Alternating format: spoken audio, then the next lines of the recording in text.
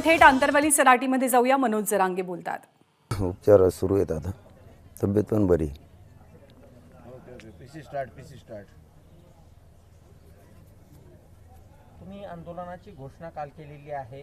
24 तारखेला सुद्धा आंदोलन होणार आहे. पण 24 तारखेला 12वीचा एक संस्कृत विषयाचा पेपर आहे. त्या अनुषंगानं आंदोलनाचं नियोजन कसं असणार आहे आणि आंदोलकांना काय आव्हान करा?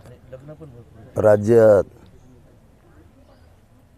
राज्यभरात आणि प्रत्येक आपण आपल्या गावात सरकारला निवेदन देण्यासाठी हा रास्ता रोको आहे.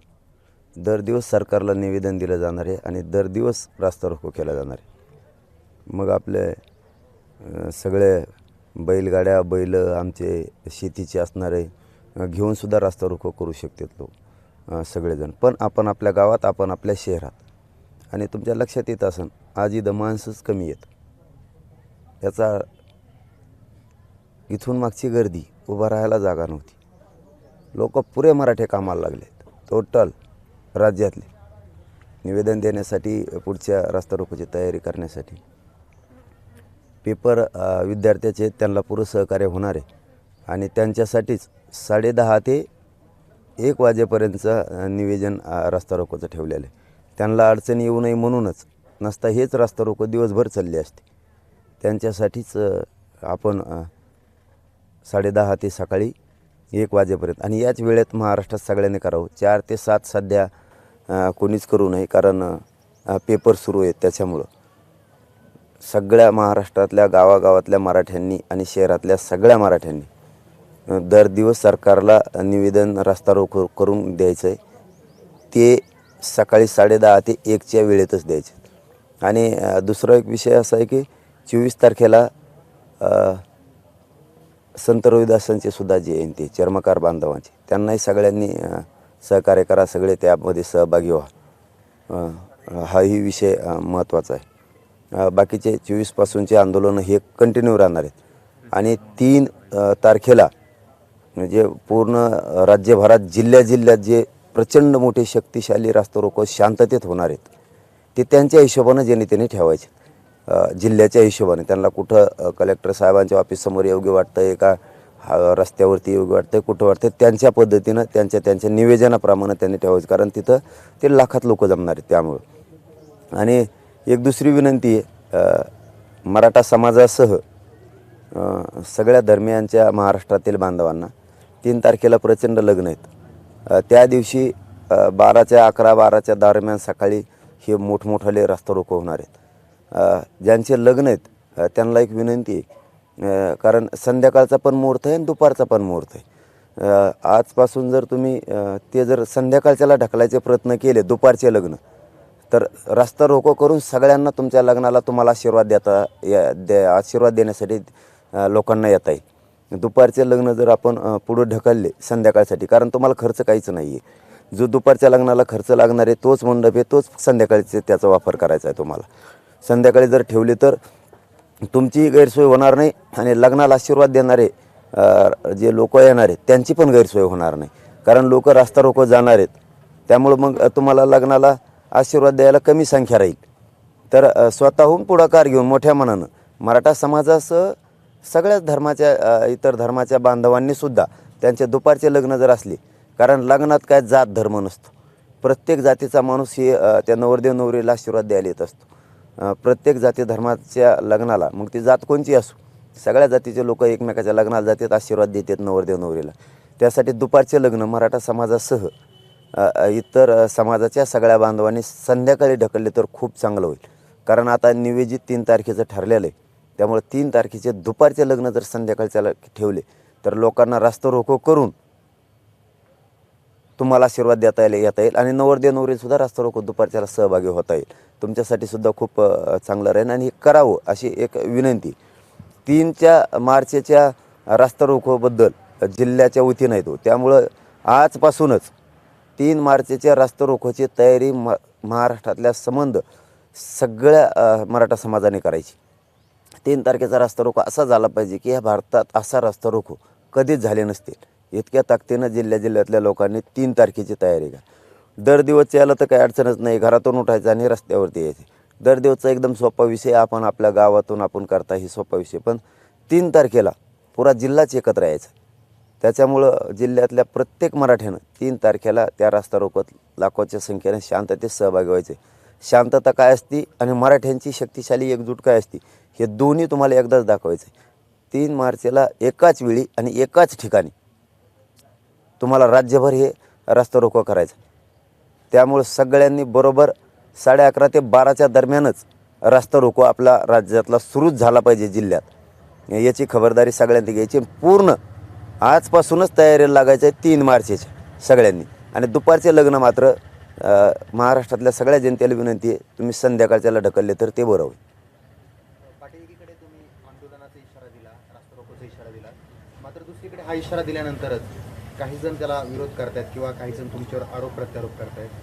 गेल्या बऱ्याच दिवसांपासून कुणी काही बोलत नव्हतं, मात्र अचानकच हे असं का सुरू होतं? काय तुमच्यावर आरोप करणं किंवा तुम्हाला नावं ठेवणं, कुणी केलं मावस्कर असतील, त्याचे ते काय बाबा आहे का ते? त्याची माहिती आली आता कालपासून. त्याचं कशाला काढता राव? ते विकत घेतलेला आहे. तो विकत घेतलेला आहे, तो ट्रॅपमधला आहे. मी काय वाईट केलं असं? चला बोला. चूक केली? 57 लाख लोकांना प्रमाणपत्र मिळाले, त्याच्यात 1.5 कोटी मराठ्यांचा फायदा झाला. चूक केली? मागासवर्ग आयोग गठीत करायला लावला, मी चूक केली? 10% आरक्षण या आंदोलनामुळे मिळालं, चूक केली? लोकांचे 33-34 तपासायला लावले, माझा मराठा समाज एक केला, चूक केली मी? मी काय केलं? मी नाव ठेवण्यासारखं केलं काय? मायबाप मानायला लागलो जनतेला. नाही म्हणायला पाहिजे की मी मायबाप नाही म्हणायला पाहिजे की यांना? आई बहीण नाही म्हणायला पाहिजे का? तुझ्या म्हणण्याप्रमाणे वागायला पाहिजे का? तू बलात्कार करतो दोन महिलांवरती, असे तुझ्या गावचे लोक सांगायला लागलेत. मी आई नाही म्हणायला पाहिजे का? बहीण नाही म्हणायला पाहिजे का? असं म्हणणं आहे का तो? मी काय, ही ट्रॅप आहे मुख्यमंत्र्यांच्या प्रवक्त्याचा आणि याच्यात एक बडा नेता आहे देवेंद्र फडणवीस साहेबाचा सुद्धा. कारण ज्या कोणची त्या महिलांचा विनयभंग झाला आहे, तिचं मॅटर दाबलं गेलं आहे, ते तुझं उघडं करू, नाही तर तू जरांगेच्या विरोधात बोल, असं त्याला सांगितलं. आणि ते बच्ची भाऊ कुठे संघ येत होता, तो कोण आहे? आम्ही त्याला मोजित नाही तर गिनीत नाही, ते कोण आहे? अहो साधा सोपा विषय हो, साधा सोपा, ज्याला सोशल मीडियावर सुद्धा गिनीत नाही कोणी, त्या माणसाला हेड ऑफिसचे मुंबईचे चॅनल तयार झालेत घंटा बोलायसाठी. मग एवढं सरकारचा हात असल्याशिवाय होऊ शकतं का? ज्याला कुत्रं ज्याच्यावर मुतत नाही त्याला एवढाले चॅनल उपलब्ध व्हायला लागले. तो म्हणतोय का माझ्या हाताने तो पाणी प्याला असता तर मी मोठा झालो असतो. त्याला वाटतं मी मोठा होऊ नये, म्हणजे मी त्याला मोठं करायचं. आणि मग त्यांनी तिकडे जाऊन सांगायचं मी त्याचं उपोषण सोडून आलो, मी ज्याच्याबरोबर होतो त्यांना मंत्री करा. आता हे स्वप्न होतं त्याचं. ज्या महिलांना न्याय मिळाला नाही बड्या नेत्यांमुळं, महाराष्ट्रातल्या 6 कोटी मराठ्यांच्या वतीनं सांगतो, त्या ताईला खरंच जर न्याय मिळाला नसला कोणत्या नेत्यामुळं, तिने येऊन सांगावं तिला न्यायच मिळेल. हो, तिने येऊन सांगावं बड्या नेत्यामुळं जर तिच्यावर अन्याय झाला असला, न्याय देण्याची जबाबदारी मराठ्यांची आमची. तिला कसं मिळत नाही? त्याच्या लय भयान माहिती आल्यात रात्री बसून. थोडं थांबा ना. त्याने एक शेवटी शब्द वापरलेला आहे, तो मात्र पक्का लक्षात ठेवा मराठ्यांनी मीडियाच्या बांधवांनी. त्याने एक असा शब्द वापरला आहे, तुकाराम महाराजांसाठी माझं मरण आलं तरी चालन, एक बळी असा राहील की तुकाराम महाराजांसाठी मेलाय, न्याय देण्यासाठी मेलाय. ह्यो न्याय देण्यासाठी मरणार नाही आहे. याने इतके लफडे केलेत आणि याने इतके कुटाने केलेले जणू की याने कोणत्या तरी संस्थाने त्याच्या नावाखाली 300 करोड रुपये जमा केले आहेत लोकांकडून. त्योचं पहिलं गाव वेगळं आहे, तिथून भिशी घेऊन पळून गेलेलं आहे तो दुसऱ्या गावात जाऊन त्याने अनेक काही धंदे केलेले आहेत नंबर 2चे. आणि त्याच्या पायी तो असाच मारणार आहे. फक्त तुकाराम महाराजांचं नाव घेऊन त्याला मारायचं. कसं मारायचं याचं बी ज्ञान असलं पाहिजे.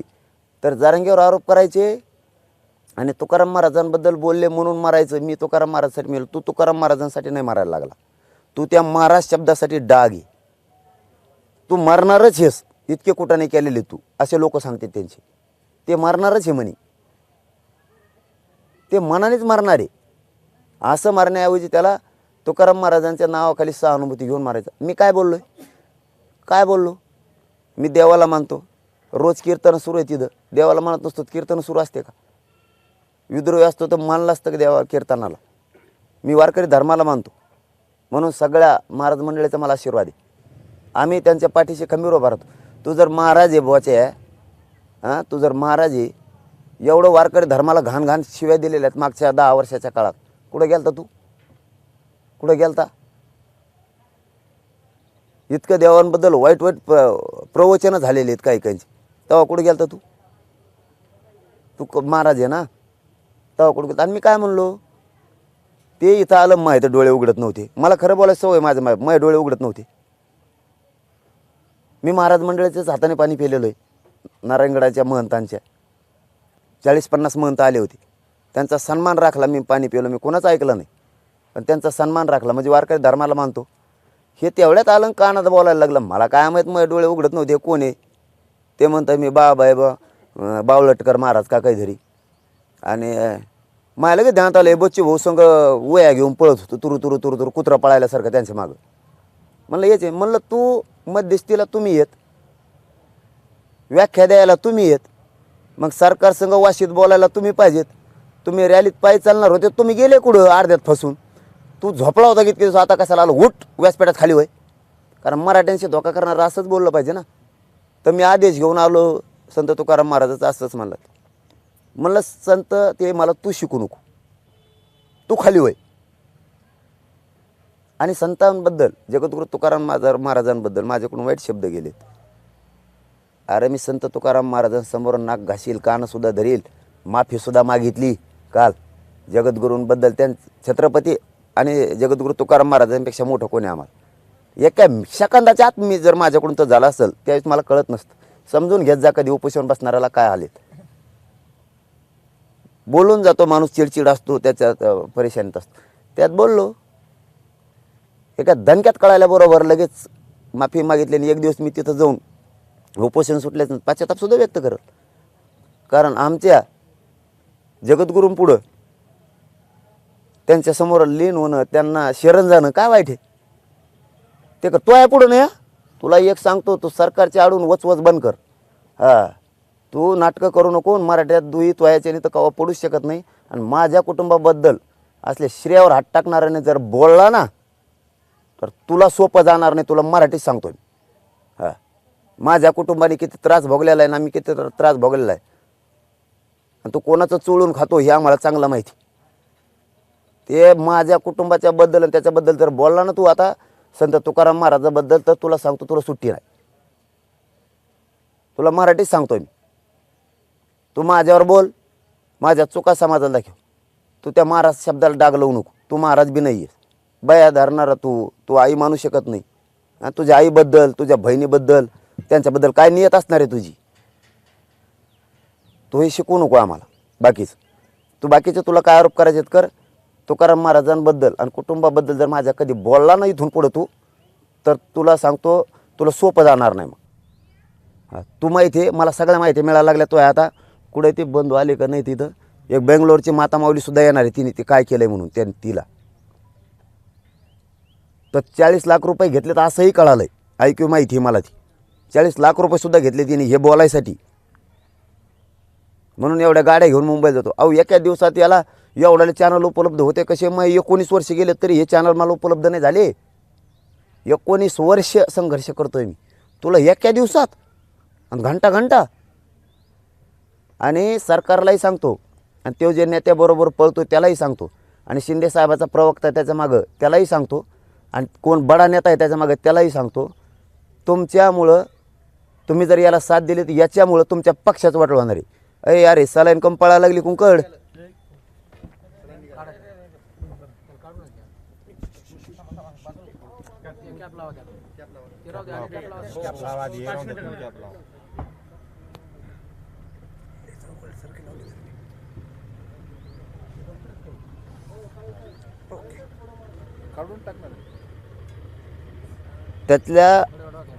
त्याला लय नियतवान माणूस लागतो. महाराज लावून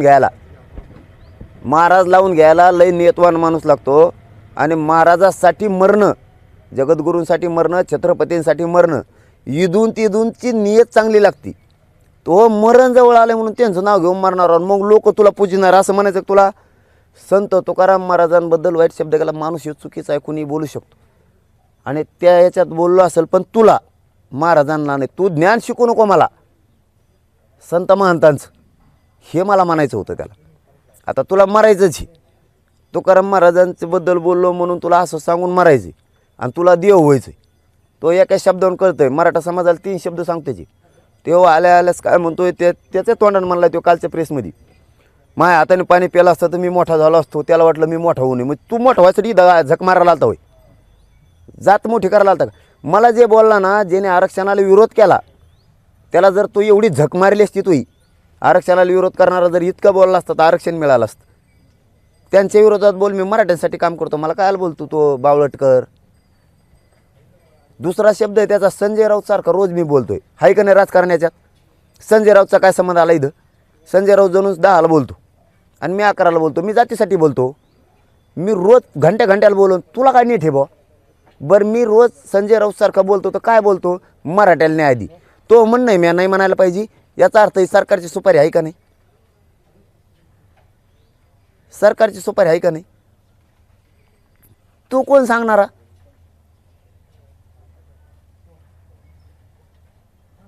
हे सगळं निवेदित आहे. एका मिनिटात त्याला लगी लाईव्ह मीडिया बी आला मुंबईचा. भाऊ इथं जिल्ह्याचा गोळा करायला ना की नवाल ते आमचे साष्ट पिंपळगावच्या टायमाला, खरं बोलतो मी. आणि तुला मुंबईचा मीडिया एका घंट्यात. त्याची भाषा बघा, माझ्या हाताने पाणी प्यायला असता तर मी मोठा झालो असतो, त्याला वाटतं मी मोठा होऊ नये. संजय राऊत सारखा रोज बोलतो, म्हणजे संजय राऊतचं काय, याचा अर्थ तो देवेंद्र फडणवीस शिंदे साहेबाची सुपारी घेऊन आलाय. लोक जे म्हणते तो 40 लाख रुपये घेतले, खरं असू शकतं, मग आरोप नाही आहे लोकांचा आहे.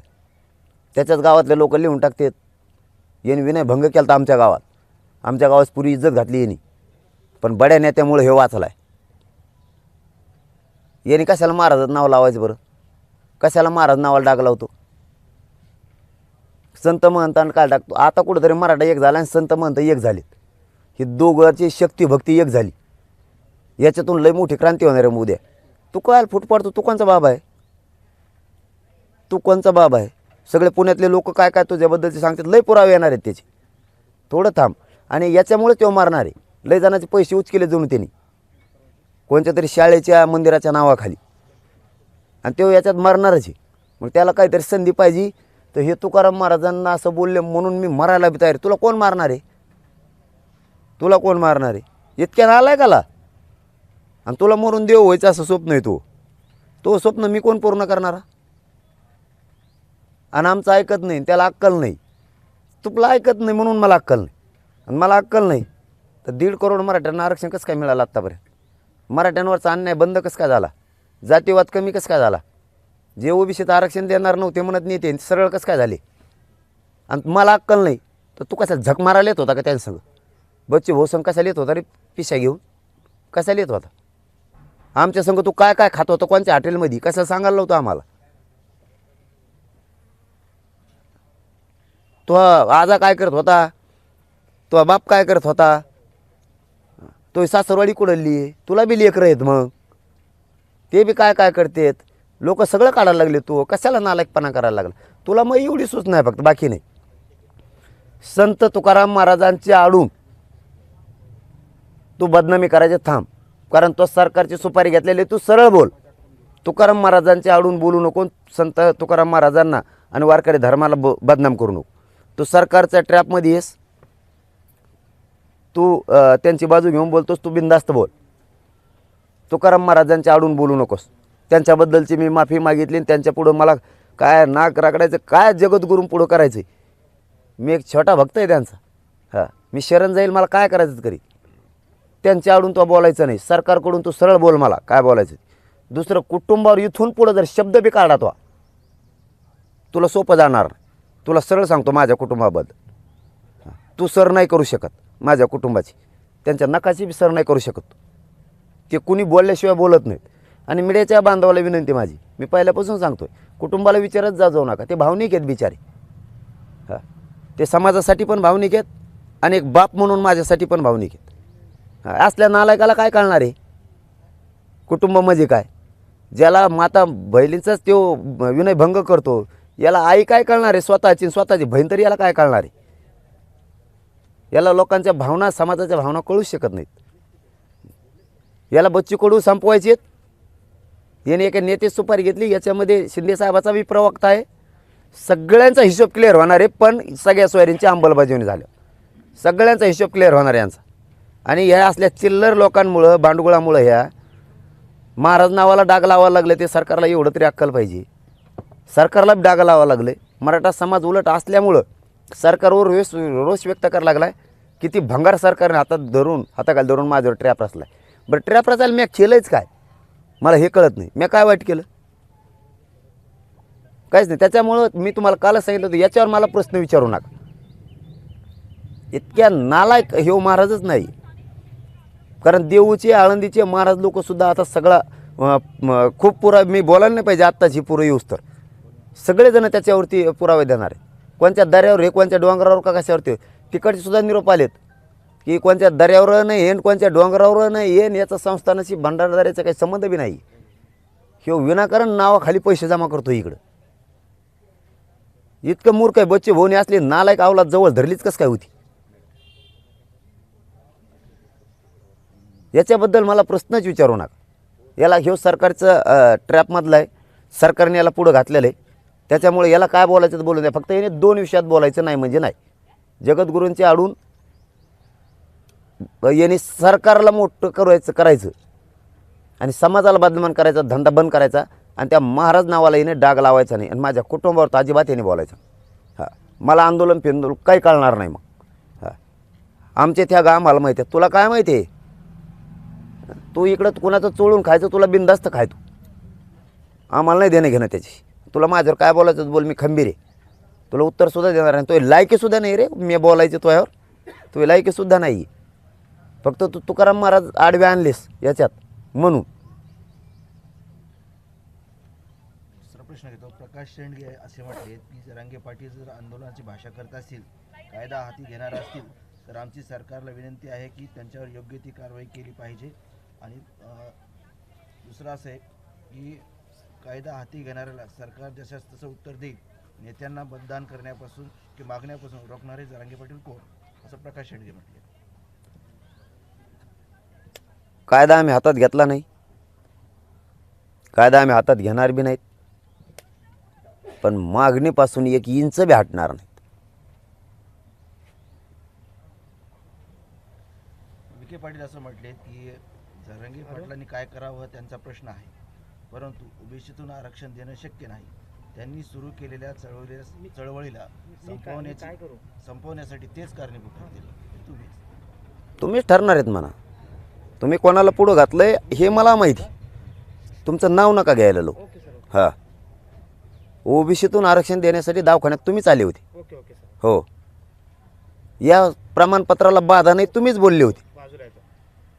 आणि विखे पाटील साहेब तुमच्याकडून अपेक्षा नाही. तुम्ही मोठे नेते आहेत. तुमच्या वडिलांचं योगदान आहे या महाराष्ट्रासाठी. सरकारला वाचवण्यासाठी काही बोलू नका. एक महाराष्ट्राचा नागरिक म्हणून सांगतो. ट्रॅपमध्ये कोणते नेते मंत्री आहेत माहिती आहे आम्हाला. चळवळ आमची संपत नाही. तुम्ही संपवण्याचा घाट घातलेला आहे. तुम्ही माणसं पेरले 16-17 जण तुमच्या उपमुख्यमंत्र्यांनी आणि त्यांनी. सगळ्याला सगळं माहिती आहे. मग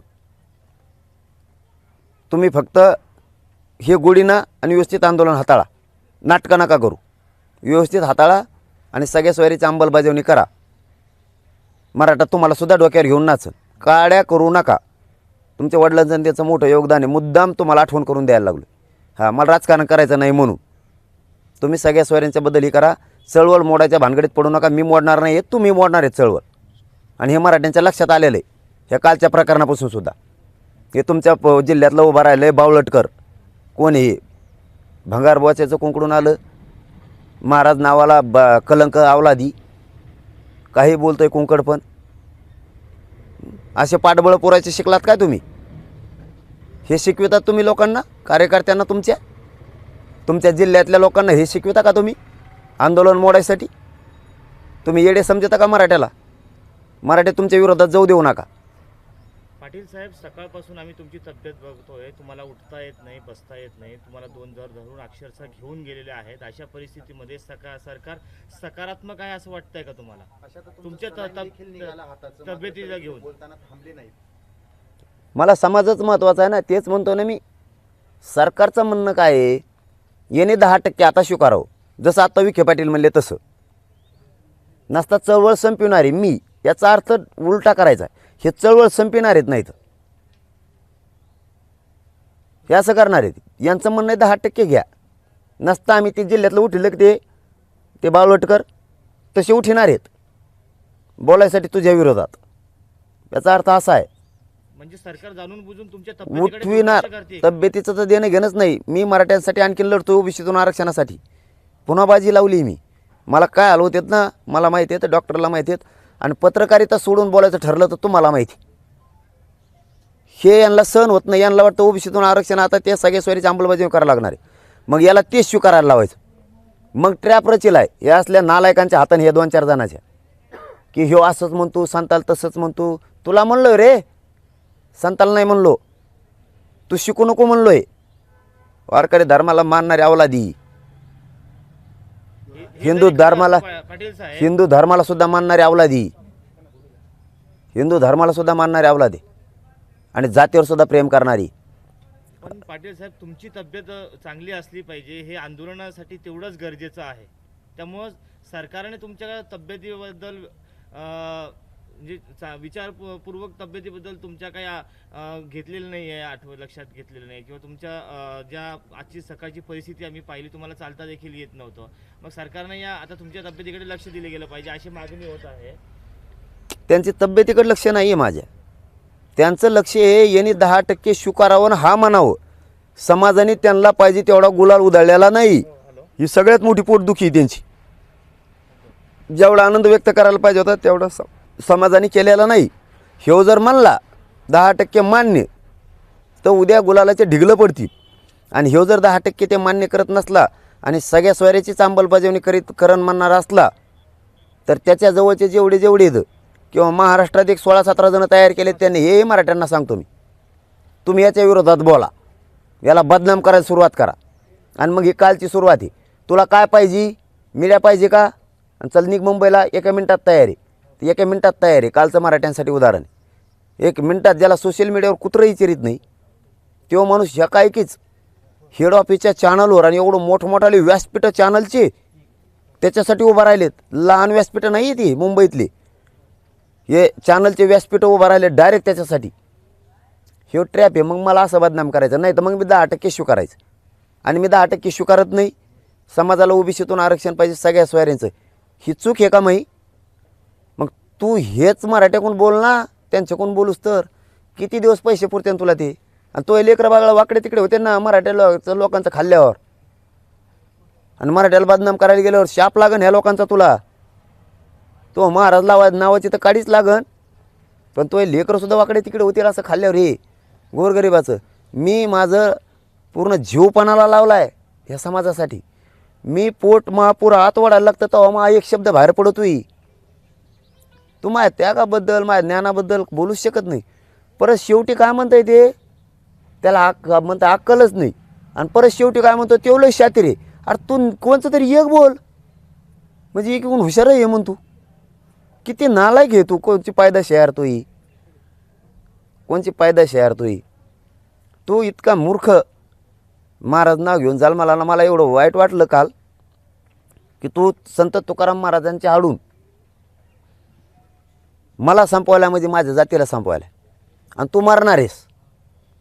तू म्हणतो मी मला मारणार आहेत. तू मरणार आहेस, मारणार नाही तुला कोणी. फक्त तुला तुकाराम महाराजाचं नाव घेऊन तुला एक असं नाव ठेवायचं आहे की तुकाराम महाराजांसाठी एक जण मेला आहे, तुकाराम महाराजांना न्याय देण्यासाठी. अरे आम्ही खबीर आहेत ना महाराजांना न्याय द्यायला. बोलून देईन त्यांच्या विरोधात कुणी बी. आमची पायदास कशाला आहे? कोणात हिंमत आहे ना देशात तुकाराम महाराजांबद्दल, जगद्गुरूंबद्दल बोल म्हणा. आम्ही छातीचा कोट करतो ना. तू कोणचा बोच्याचा महाराज आहे रे? दर्पण जाऊ नये. बायांचा आई बहिणीची छेड काढतो तू. हां, तुझ्या बहिणीबद्दल, आईबद्दल तर तुझी काय भावना असणार आहे? कशाला जन्मालाच त्यांच्या पोटी असले अवलाद जन्मू नये त्या आईबापांनी. याला शिकवा. त्याच्या आईबापानं त्याला कशाला जन्माला आमच्या पोटी म्हणून तू असली अवलाद. मराठी एक झालेल्याला बोलतो तू. ज्याने मराठी एक केले, ज्याने मराठ्यांना न्याय दिला, ज्याने रात्रंदिवस खस्ता खाल्ल्या, 24 घंटे घराच्या बाहेर आहे साहेब मी. तू एक दिवस घराच्या बाहेर नसतील. गोधडी सोडून आला अशी गोधडीत मुतो तूच घरात. मी 24 घंटे 6 महिने झाले या मराठीच्या लेकरं मोठे व्हा म्हणून घराच्या बाहेर आहे. आणि तू माझ्या लेकरांबद्दल बोलाव, माझ्या मराठा समाजाबद्दल, माझ्या कुटुंबाबद्दल, आणि तो बोलाव. तुला 2 गोष्टी सोड नाही भाऊ. जगद्गुरू तुकाराम महाराजांच्या आडून सरकारने तुला सांगितलं याची बदनामी कर, याला 10% स्वीकारायला लाव. फक्त संत तुकाराम महाराजांच्या आडून बोलू नकोस. आणि माझ्या कुटुंबावर तो बोलायचा नाही.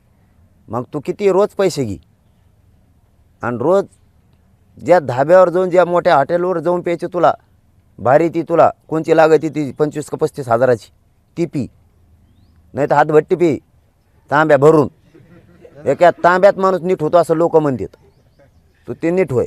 मला देणं घेणं नाही. आज याच्यानंतर मला खरं सांगतो तुम्हाला, आजच्या नंतर याच्यावर प्रश्न विचारू नका ह्या नालायकावर असले. फक्त त्यांनी सरकारची जी सुपारी घेतली, आता त्याला प्रामाणिकपणे ते काम करणं आहे. बदनाम करायचं. मराठा ठरविल तू काय बोलतोय ती. चुकीचं जर मी वाटलं तर मराठा समाज मला बाजूत सरकीन, एका सेकंदात मी बाजूत सरकवतो.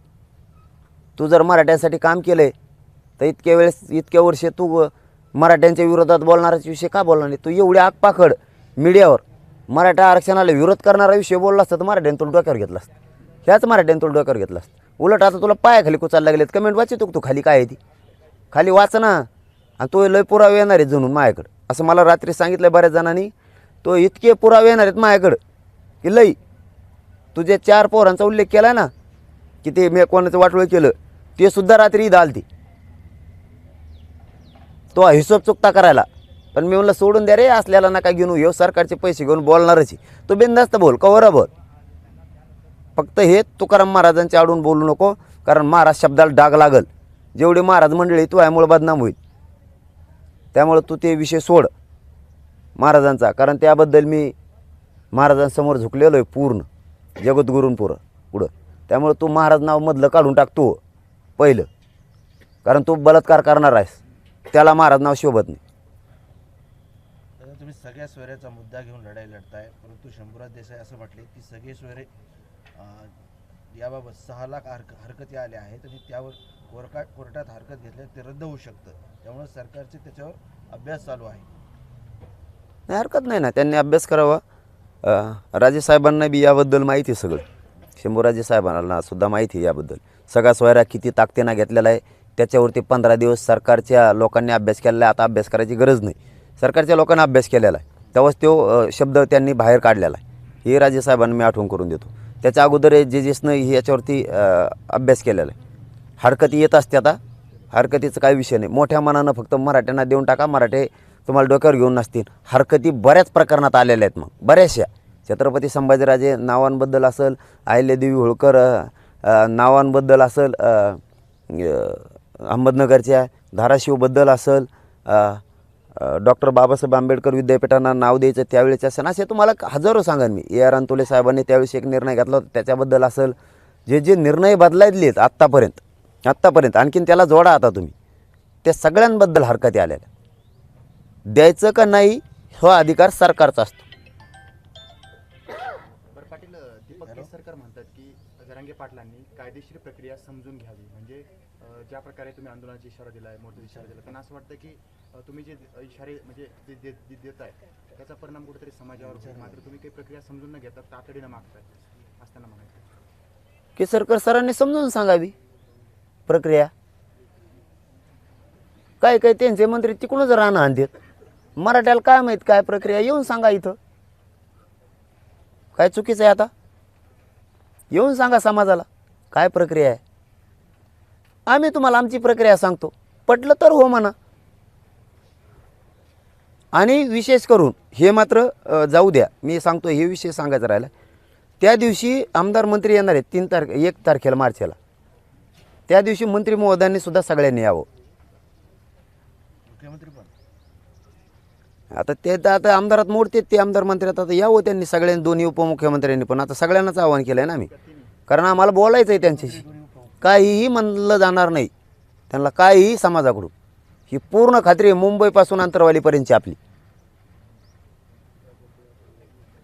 कोणीही, फक्त ते सगळे आल्यामुळं मॅसेज चांगला जाईन की 1 तारखेची जी राजकीय पक्षांची बैठक आहे अंतरवाली, मोठ्या मनानं सगळे मंत्री, मुख्यमंत्र्यांपासून आमदारांपर्यंत, माझे आमदारांपासून सगळे आलेत, खूप चांगला मेसेज जाईल. आम्ही तुमच्या नावानं खुर्च्या लावून ठेवणार आहे तिथं.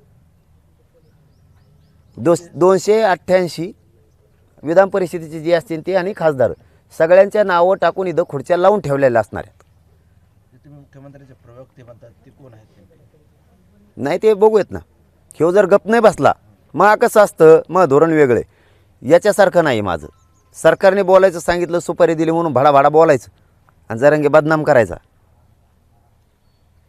मग तसं नसतं. ती कोण प्रवक्ता आहे तुम्ही मला विचारताय ना, त्या प्रवक्त्याने त्याला गप करणे, ते गप नाही केला तर याला शिंदेसाहेब संपवायचेत असा अर्थ काढून मी त्याचं नाव बाहेर काढणार. मग इथून मागं मी तहच केले. मागंसुद्धा ट्रॅप होता, ह्यो पायी चालत होतो आपण, त्याच्या आधीचा ट्रॅप ह्यो 20-25 जणांना दिलेला ट्रॅप होता. वेगळ्या वेगळ्या पद्धतीनं तुम्ही करायचं. पण त्यावेळेस सांगितलं, मला माहीत झालं नेमकं याच्या मागे कोण मंत्री आहेत. मी सांगितलं तुमच्या मागले माहीत झालेत, हे बंद करा मराठ्यांना बदनाम करायचं. त्यांनी ओळखीला आपलं नाव येऊ शकतं, याला माहीत होऊ शकतं. कारण कशामुळं माहीत होतं हे बी सांगतो मी तुम्हाला. ते मंत्र्यांजवळ हिंडणारे सगळे त्यांचेच नाहीत. ते काही समाजावर प्रेम करणार आहेत, काही मायावर प्रेम करणार. ते हळू सांगतात असं ठरलं हो. म्हणून मंत्र्यांना नाही माहिती की आपलंच झकमारा कोणीतरी सांगतंय त्याला. तसं तो प्रवक्ता कोणी शिंदे साहेबाचा हे बी माहीत झाला आहे. बडा नेता ह्या बावळटकरच्या मागं कोणी हे माहीत झालं आहे. याच्यात कोणाकोणाचा रोल आहे, तो कोणाबरोबर येत होता, त्यांचा काय रोल हे माहीत झालं आहे. तो गप बसला ताई नाही त्याचं नाव, कारण ह्यो तरी त्यालाच उचकितोयच म्हणून त्याचं नाव समाजापुढं त्या प्रवक्त्याचं आणण्याची. कारण त्या प्रवक्त्यामुळं मुख्यमंत्री बदनाम होणार आहेत. मुख्यमंत्री समाजातून उठणार आहेत, उपमुख्यमंत्रीसुद्धा समाजातून उठणार आहेत. कारण हे त्यांनी रचले. मोठा हात असल्याशिवाय चॅनलचे एवढे व्यासपीठ उपलब्ध होऊच शकत नाहीत. तुम्ही पाहता विरोध वाढत चाललाय. संगीता वानखेडे नावाची एक स्त्री आहे, ती सुद्धा विरोध करते की पाटलांनी मला कधी विचारलं नाही, मला बरोबर शिव्या देण्यात आल्या होत्या, समाज त्रास देत होता, इतर समाज त्रास द्यायचे. नाही ते मला माहीत नाही. त्यांना त्रास झाला असेल तर त्यांना त्रास देणारा हिशोब होईल ना. असं कसं?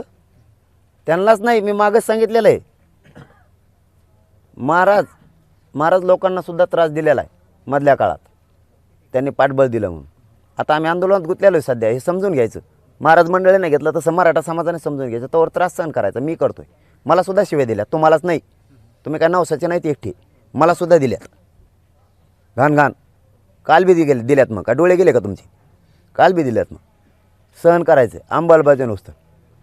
महाराज मंडळीला ज्यांनी त्रास दिला त्यांचा हिशोब क्लिअर होणार आहे 100%. महाराजांना सुद्धा उघड पडू द्यायला जाणार नाही. आणि ज्या ज्या कार्यकर्त्याला त्रास झाला आहे, तुम्ही आत्ता नाव घेतलं त्यांच्यासह, त्यांना त्रास दिला त्याचा हिशोब आणा. पण आज ती वेळ नाही. आज समाजाचं आंदोलन उचलून धरण्याचे, त्याच्यात वेळ घातला तर आंदोलनाची दिशा बदलन. एवढं तरी डोकं मराठ्यांच्या सगळ्या कार्यकर्त्याला नाव ठेवणाराला असलं पाहिजे. दिशा बदलन आणि वेगळं वळण लागन. एकदा हे सगळ्या सोयऱ्यांचं होऊ द्या. एकदा मराठ्यांना ओबीसीतून आरक्षण मिळू द्या. मराठे मोकळे झाले, आम्ही मोकळे झालो. त्रास देणाराचा हिशोब क्लिअर होणार. नुसतंच काहीतरी सोशल मीडिया हातात दे म्हणून बराळायचं म्हणून बोलायचं, लय शहाणपणा असल्यासारखं भूमिका नाही निभवायची. लयच अतिशहान आहे, मला लय ज्ञानी नाही वागायचं. तुमच्या मग ह्या फटकळपणामुळंच तुम्हाला कुणीच जवळ करी नाही. थोडं विचारपूर्वक वागायचं. याच्यावर बोलायचं, त्याच्यावर बोलायचं, त्याच्यावर बोलायचं. तो या बाजून कोण येईन रे? मग कोणाला तरी एकाला धरून राहावं लागतं, कोणाला तरी बोलावं लागतं. याच्यावर उचक, त्याच्यावर उचक. तुकाला मोठं लागून गेले का तुम्ही कुणी? त्याने आकपाखड केले नसतं होत. ते समजून सांगावं लागतं, मला इथं त्रास झाला आहे, हे जाणून बुजून दिला आहे. मराठीच्या ताकद आहे ना नीट करायला त्यांच्यात. पण तुम्ही वाचा वाचा वाचा वाचा वाचा बोला था, त्यांनी लोकांना वाटतं हे गेलेले आहेत कामातून. मापात सांगायचं, समजून सांगायचं. तरी शब्द आहे आपला. महाराष्ट्रातल्या ज्याला त्रास झालेला आहे आणि ज्याने दिला त्याचा हिशोब क्लिअर होणार आहे. पण ती आज वेळ नाही. आजचं आंदोलन हे समाजाच्या हितासाठीच चालावं. समाजाच्या हितासाठीच चालावं. आपल्या हितासाठी चाललं तर त्या आंदोलनाची दिशा बदलत असते. मला शा दिल्या तर मी जर मराठ्याला म्हणलो मग त्याच्याकडे बघा रे, बदलली दिशा. दिशा बदलायची नसते स्वतःच्या स्वार्थासाठी. तसं तुम्हाला त्रास झाला असेल, सध्या नको. सध्या आरक्षण मिळू द्या एकदा, हिशोब होणार क्लिअर. ज्या मराठ्यांच्या कार्यकर्त्याला त्रास झाला आहे ना, त्यांचा सगळा हिशोब क्लिअर होणार. आणि महाराज मंडळीला एकाच शब्दात त्यावेळी सांगितलं 1.5 महिन्यापूर्वी, तुम्हाला त्रास झाला आम्हाला माहिती आहे, पण आज जर आम्ही बोललो दिशा बदलत, त्रास सहन करा या जातीसाठी तुम्ही. त्यांनी मान्य केलं, करतो आम्ही त्रास सहन, पण त्यांना शब्द दिलेला आहे तुम्हाला ज्याने ज्याने त्रास दिला आहे फोन लावून फेसबुक व्हॉट्सअपवर त्याचा हिशोबच क्लिअर करणार आम्ही. तुमच्या बाजूनं महाराज मंडळीच्या बाजूनं ताकदीनं आम्ही उभा राहणार आहे. 1.5 महिन्यापूर्वी शब्द दिलेला आपण त्यांना. पाटील, तुम्ही 10% स्वीकारलं नाही याचा एक राग आहे का? किंवा त्यानंतर तुम्ही ज्या मागण्या मांडल्या, तुम्ही जे काही आंदोलनाचा इशारा दिलाय, त्यानंतर ही ट्रॅप जो आहे तो अधिक सक्रिय झालाय का? हो, त्यांना राग सरकारला कोणचा आहे? मी हे 10% हो म्हणावं आणि समाजावर हे बळच लादावं आणि तुम्ही काय ज्या मागण्या केल्या आहेत त्या आम्हाला द्यायच्या नाही आहेत असा याचा अर्थ होतो.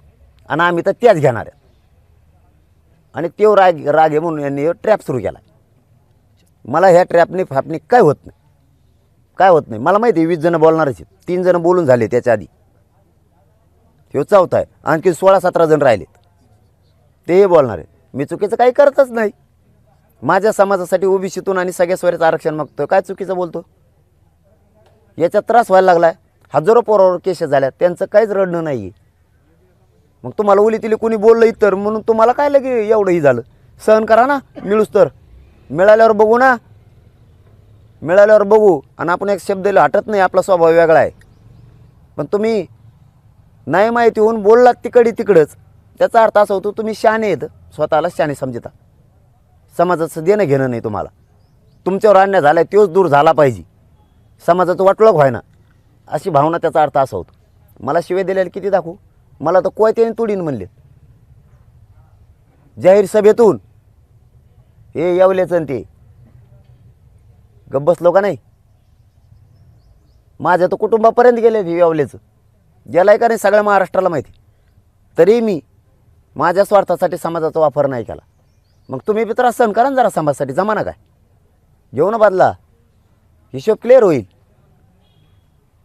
त्याच्यात हजारो पोरावर केसेस झाल्यात, तरी पोरं सहन करतात आज समाजासाठी, एकही आगपाखड करत नाही. हजारो राज्यात केसेस झाल्यात, ते म्हणते जातीसाठी झाली, बघू आरक्षण मिळाल्यावर. याला म्हणतात मराठ्यासाठी आंदोलक. काही असली माझ्या हाताने पण नाही पेलं, सरकारचं ते बावलटकर आणलं कुठून येडपट बसायचं ती, आणि माझ्या हाताने पण नाही पेला, मग पेला असतात मी मोठं झालं. तू मोठं व्हायसाठी आलो होय झक माराली इकडं तिकडं, चांगलं कीर्तन सांग ना, गाथा वाचव, मोठा महाराज होय, चांगलं काम कर जातीसाठी. हां, आई बहिणीला छेडितो तू मोठा होतो का? आणि ते आई बहिणीला छेडलेलं पाप धुवून जायसाठी महाराज लावलो तो मधी, तो ह्या नावाच्या मधी. हां, आईबापाने याला घराच्या बाहेर काढा पाहिजे, असली पायदाच घराच्या बाहेर हाकलून द्यायला. हे मारणारच येईन, लई उच केले जणून लोकांची, फक्त ह्या नावाखाली मारायचं याला. आम्ही नाही मारित त्याला, तेच मारणार आहे. ते महाराजांनी असा देखील आरोप केला, तुम्हाला एक फोन आला आणि तुम्ही आंदोलन सुरू केलं, सरकारला बदनाम करण्यासाठी हे सर्व सुरू आहे असं. त्याला काय अक्कल आहे का? त्याला काय अक्कल आहे का? अरे कोणाचा फोन आला ना, एक काम करा ना, मग सगळे ट्रॅपवर आहेत फोन, माझ्या शेजारचे तुमच्या सहित पत्रकार असून बी माझ्या संग काय बोलावता, तुम्ही मला काही ज्ञान शिकता का? तसे माझे 100-150 काढ की. तो आता बापच झालाय तो सरकारचा सध्या, आता 2-4 दिवसासाठी फक्त मीडियावर बोलायला सांगितले तुला. मग आता यंत्रणा कोणाच्या हातात आहे? सायबर क्राईमला काढायला लावा. मला जर एखादा नेता म्हणला ना तू आंदोलन कर, या क्षणाला उठतो मी, इथं या क्षणाला उठतो. काय पाहिजे आणखी? काय तो काय शब्द बोलावा बिट्यानू? मी म्हणतो याला सरकार मोठं करणार आहे आणि याला कुचिणार बी. बघ म्हणा तो होत आहे का नाही. तू आपला शब्द ध्यानात ठेवतो. तो वापर करायचा तर वापर करणार, तर मुंडक्यावर आपटणार असं वरून टांगड्याला धरून खाली. बघ तू मग हा शब्द ध्यानात ठेवतो. तो उलट मराठ्याच्या बाजून पाहिजे होता तू, जर मराठ्यासाठी काम केलं तर. आणि तो बलात्काराचे पाप धुवायसाठी मग आरोप करायला लागला का तू? याची येड पडतोय दलिंदर जाऊन सगळ्या दुनियाचं तू. पाटील, आंदोलनाची दिशा भरकटवण्यासाठी अशा लोकांना जाणीवपूर्वक पेरलं जातंय का, किंवा हे होतंय का? आंदोलन भरकटत नसतं. मी मायबाप मानलं, यांना मायबापच मानलं, त्याने मला पोरग मानलंय, आणि मी वाईटच काय केलं त्यांच्या नजरेसमोर म्हणून ते मला सोडणार आहेत. त्यांना सरळ दिसतं नाही काय वाईट केलंय. 1.5 करोड लोकांना आत्तापर्यंत न्याय दिला. मराठ्यांवरची जी दहशत होती ती पुरी निघून गेली. तिसरी गोष्ट मराठी एक झाले. चौथी गोष्ट आयोग वाढला. पाचवी गोष्ट 10% आरक्षण बी मिळालं. ज्याला घ्यायचं त्याला व्हायला पण मिळालंच. मुलींना मोफत शिक्षण झाले. कित्येक तरी पोरांना नोकऱ्या लावल्यात. मी ते ECBCतून बाहेर काढलेल्याला 63,000 शिक्षकांचा प्रश्न सोडलाय. अरे माझ्या ध्यानात सुद्धा नाही इतकं कामं केलेत. कोपर्डीचा अर्ज सुद्धा करायला लावलाय. काहीतरी सांगावं मलाच मायात लक्षात नाही. हे वाईट काम केलं का मी? आणि तू सांगतो ते चांगलं आहे का?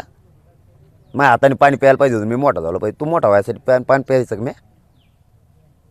हे ट्रॅप आहे का? आणि हे बोलणार तू जगद्गुरू तुकाराम महाराजांच्या आडून त्यांचा आसरा घेऊन. एवढ्या मोठ्या जगद्गुरूचा आसरा तू घेणार मराठी संपवायसाठी आणि सरकारचं ऐकायसाठी. सरकारने 10% मी मान्य करावं म्हणून तू एवढा मोठा आसरा घेणार. काय नालक पायदा जन्मल्यावर आईबापाच्या पोटी तोही. पण या लोकांना काय सल्ला द्या? काही सल्ला फल्ला काय नाही. फक्त जगद्गुरूंच्या आडून सरकारचं स्वप्न तो साकार करायचं नाही. या तू सरळ बोल माझ्यावर. आणि ते आरोप करणार आहे मला माहिती कवर. हे आंदोलन सगळ्या सोयऱ्या बाबा सुरू आहे. मी उद्या म्हणून द्या सगळ्या सोयऱ्यांच्याबद्दल आंदोलन नाही करायचं. ह्यो परदेशीच बंद झाला पाहिजे. कारण ट्रॅपच संपला. याचा अर्थ होतो 10% स्वीकारलं. आणि मी तर तुला सांगतो, मी तर बरंच तर हटत नाही बरं OBCच घेतल्याशिवाय. तुलाच नाही सरकारला सांगतो. तुला ज्या बापाने उभा केला ना, तुला बाप जो झाला आहे ना, त्याला सांगतो OBCतून घेतल्याशिवाय सुट्टीच नाही. ट्रॅप आणि फ्रेप तर मोजीतच नाही मी. आणखीन 16-17 जण आहेत दादा. हां. आणि त्या 16-17च्या मागचे बी मंत्री आमदार मला माहिती आहेत कोणी. मी बी टप्प्याटप्प्यात नावं बाहेर काढणार. या क्षणाला तुम्ही म्हणतायत की अजून 16-17 जण आहेत, त्यामुळे आता कट कारस्थानीची भीती तुम्हाला समोर दिसते का? नाही, फक्त माझी जी अस्मिता आहे, मी ज्या समाजाला मायबाप मानतो त्यांच्या आडून लपून, आणि ज्या वारकरी धर्माला मी मानतोय त्यांच्या आडून लपून माझ्यावर वार करू नका. सरळ वार कर. त्यांच्या आडून लपू नको. त्यांच्या आडून वार केला की माणूस भावनिक होत असतो की माझा वारकरी धर्म संप्रदाय बदनाम नाही झाला पाहिजे. तिथं माणूस मागं सरकत असतो. छत्रपतींच्या आडून वार करणं, तिथं माणूस मागं सरकत असतो की माझा राजा बदनाम नाही झाला पाहिजे. जनतेच्या आडून बोलायचं, माझी जनता बदनाम नाही झाली पाहिजे, तिथं मी मागं सरकतो. असले वारं नको करू. तुला जी सरकारची भूमिका करायची, तुझे बाप सरकारला मानले, तो हा बाप सोडून तो स्वतःचा, तर तू मान रोज, काय हरकत नाही. कारण मी वाईटच काही केलेलं नाही. तुम्ही गुन्हे मागे घेतले नाही. मागे तुम्ही एकदा बोलला होतात की आम्ही देखील मग अपील करूयात, आमच्यावर देखील अन्याय झाला ह्युमन राईट्समध्ये. बघूया, देवेंद्र फडणवीस साहेबांवर विश्वास आहे आमचा. आणखी नाही घेते गुन्हे अंतरवालीसह महाराष्ट्राचे मागं ते त्यांचा शब्द आहे, घेतील ते. नाहीतर मग ओढू, आदेश देणारा सहमती ओढू. ओढणारच, सोडणार नाहीत आम्ही सुद्धा.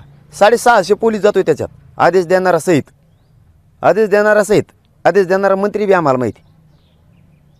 आदेश देणारा मंत्री माहिती. आणि त्या मंत्र्याने कोणाला विचारलं असं देऊ का तेही माहिती. गृहमंत्र्यापासून सगळे वाढणार आम्ही मध्ये. मग तुम्ही 2 दिवसाचा अल्टिमेटम दिला होता की सरकारला, या 2 दिवसाचा काळ, मग त्याचं काही तुम्हाला सरकारकडून काही संपर्क नाही, काहीच नाही. संपर्क नाही करा, नका करू. सगळ्या सोयऱ्यांची अंमलबजावणी पाहिजे, त्याशिवाय माझा मराठा हटत नाही. 24 पासून आंदोलन सुरू, शांततेत. पाटील, वारंवार लोणाळ्याची चर्चा केली जाते. लोणाळ्यात बंद दाराआड काय घडलं, नेमकं त्या ठिकाणी काय घडलं, काय घडलं? पहिला प्रश्न. आणि दुसरा प्रश्न, काही लोकांनी मुंबईत तुमच्या मुलाखती घेतल्या, त्यानंतर ते लोक इथं आले आणि त्यानंतर सोशल मीडियावर चर्चा सुरू झाली. नेमका हा प्रकार काय? काय चर्चा झाली मुंबईतली? लोणाळ्यात नेमकी काय चर्चा झाली? हा, लोणावळ्यातलं सांगतो, पण मुंबईतलं म्हणजे दोन्ही संघच सांगतो. मुंबईत तुमच्यासोबत काही लोक स्टुडिओत आले, त्यानंतर ते या व्यासपीठाच्या आसपास फिरले, त्यानंतर सोशल मीडियावर चर्चा सुरू झाली. स्टुडिओत मुंबईत गेलोच नाही मी. मुंबई स्टुडिओत गेलोच नाही. मुलाखतीच्या वेळेस ज्या लोकांशी चर्चा झाली ते लोक इथे फिरले, त्यानंतर अनेक चर्चा सुरू झाल्या. मला प्रश्नच नाही कळाला, पण पहिल्याच आधी उत्तर देतो. लोणावळ्यात काही झालं नाही. लोणावळ्यात रात्र होती आणि लोणावळ्यात इतका गारा होता भयानक. आणि मी असा वाळकोंचा माणूस, आपल्याला नाही सहन होत. आणि तिथं नाही व्यासपीठ बोलायला. मी तिथं म्हणलो आपण समाजात चर्चा करू. तिथं आलेले फक्त अधिकारी होते, मंत्री नव्हता. ते म्हणले सरकारनं पाठवलं आहे, असा असा ड्राफ्ट आहे सगळ्या सोयऱ्यांच्याबद्दल, याची अंमलबजावणी करतो. तुम्ही इथून पुढं सरकारची गरज पडणार नाही, तुम्हाला इथंच गुलाल उधळण, असं दीपक केसरकर सुद्धा म्हणले होते. तुम्हाला आठवण करून देतो, मीडियातच बातम्या आल्या. मग त्यांच्याशी मी चर्चा केली. म्हणलं हे ड्राफ्टच मला मान्य नाही राव, पण पण आपण बाहेर चर्चा करू. तेवढ्यात बाहेर एक 20-25 हजार पोरं बसलेली होती. त्यांनी एक घोषणा अशी दणकून दिली. ते म्हणले बाहेर नको बा, ते त्यांची पातळच झाली त्या अधिकाऱ्याची. ते म्हणले काय बोलायचं तर आताच बोलू, आणि आतलं मान्य नाही झालं ते बाहेर येऊन सांगितलं.